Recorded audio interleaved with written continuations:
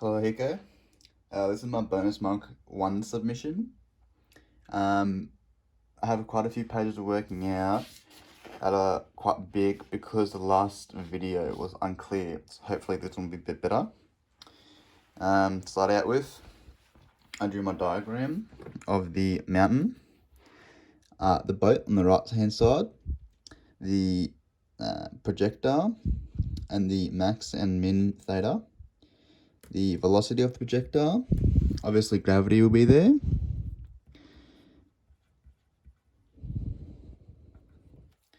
The distance that the mountain goes to the right from the middle of the of its axis, and the question pretty much states what's the range that the vessel can be on the right to be protected. And I'll just show you, just so the video has a clear working out, because the last one was very bad. There's a projectile coming over to the mountain. There's a little boat there. Okay, let's see if this works well. Coming up clear while I'm recording, but when it compressed and stuff, it wasn't good. Anyway, I'll leave this up here so I can come back to it. To start out with, I wanted to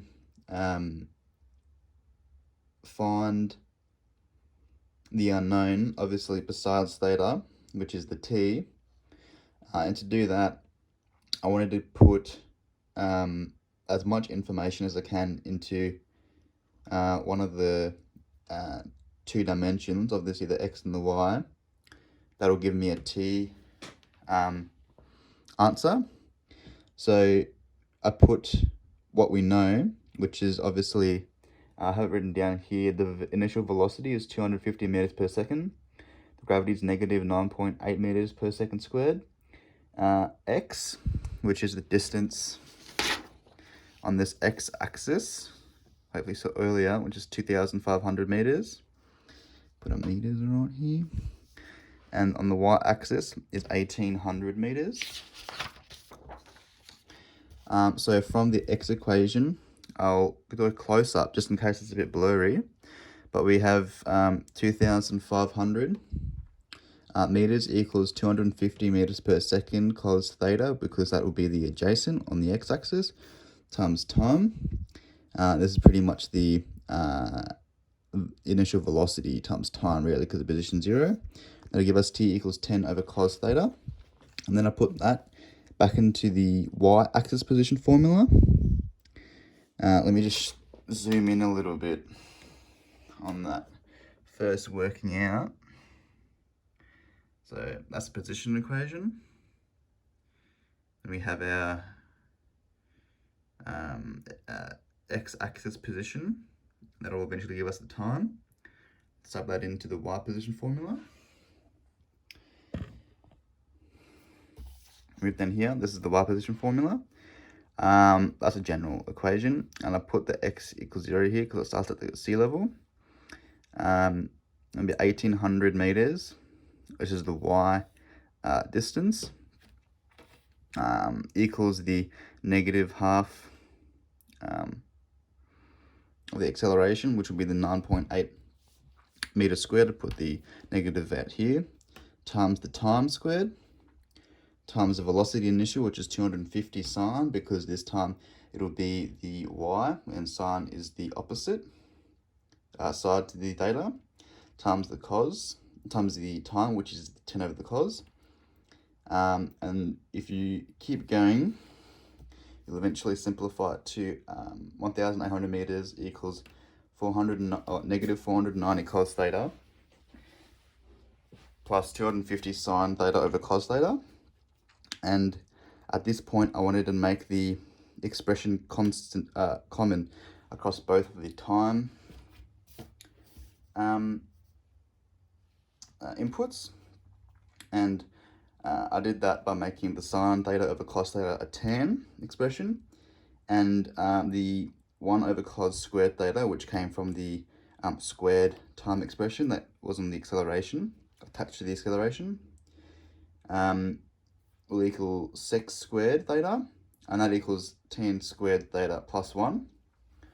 And then I put the tan theta and the tan squared theta from these two equations back in to my simplified y position equation, and I got 1800 meters equals negative 490 tan squared theta plus 1 plus 2500 tan theta, and then that simplifies back down to negative 490 tan squared theta plus 250 tan theta plus, or minus rather, 2290 equals 0.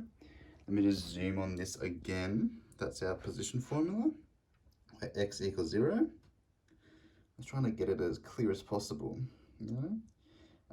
And then that's the simplification. This is where I wanted to get the common time expression, which will be our tan. That's a simplified equation, and that'll be a quadratic formula. From this point, I put that quadratic formula into action.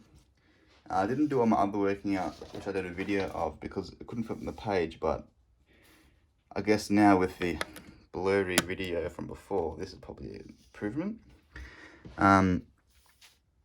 So we have our quadratic formula, and this will be to get our two x values. And obviously that's the formula, very straightforward. And we got x equals where tan equals tan theta equals x. Our one x equation, which is the lower one, is 1.197, and a higher one is 3.905. Across this 1.197 now, as you'll see in a little bit, if it's blurry at the moment, I'll zoom in, because that is the smaller value of the equation. And if you put that into a inverse tan function, it's going to be a smaller angle compared to the 3.905, and what we want is a 3.905x value, because that'll give us our steepest angle coming down past the mountain. And if you put that 3.905 into tan minus 1, or the inverse of tan, you'll get 75.64 degrees. And if you put that into our range, obviously I'll show you in a little bit, it equals the velocity initial squared over gravity times sine 2 theta. This is the range equation that we went through in class the other week.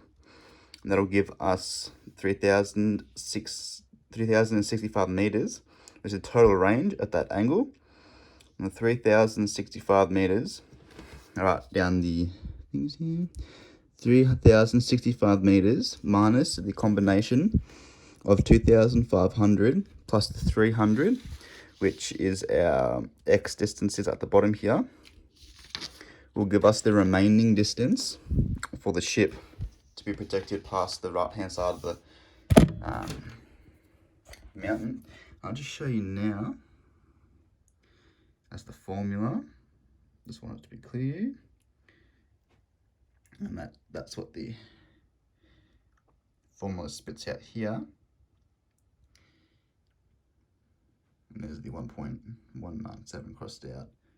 And put the 3.905 into the tan. Let me get all this. I just want to show you what that means for the actual diagram. So now this right down here will be 265 meters. That's the distance to the right of the mountain that the vessel is protected. Thank you for watching this video. I hope to upload the second bonus question answers and working out soon. Thank you.